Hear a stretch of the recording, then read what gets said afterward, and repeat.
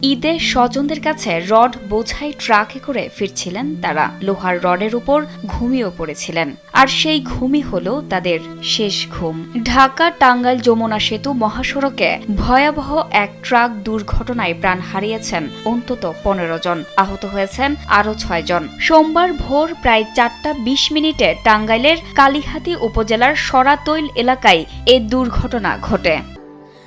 Sandalina so, রূপচর্চায় আভিজাত্য। উত্তরবঙ্গগামী একটি rod বোঝাই ট্রাক নিয়ন্ত্রণ হারিয়ে মহাসড়কের পাশের খাদে উল্টে পড়ে গেলে হতাহতের এ ঘটনা ঘটে। পুলিশ ও স্থানীয় সূত্র জানায়, ট্রাকটিতে কয়েকজন যাত্রীও ছিলেন। দুর্ঘটনার সময় অধিকাংশ যাত্রী ঘুমিয়ে থাকায় হতাহতের সংখ্যা বেশি হয়েছে বলে ধারণা করা হচ্ছে। খাদে পড়ে ট্রাকটি দুমড়ে মুচড়ে গেলে ঘটনাস্থলেই অনেকের মৃত্যু হয়। খবর পেয়ে এলেঙ্গা ফায়ার সার্ভিস, যমুনা সেতু পূর্ব থানার পুলিশ ও সেতু কর্তৃপক্ষ দ্রুত উদ্ধার অভিযান শুরু করেন। পরে ঘটনাস্থল থেকে ১৫ জনের মরদেহ উদ্ধার করা হয় এবং আহত ৬ জনকে টাঙ্গাইল জেনারেল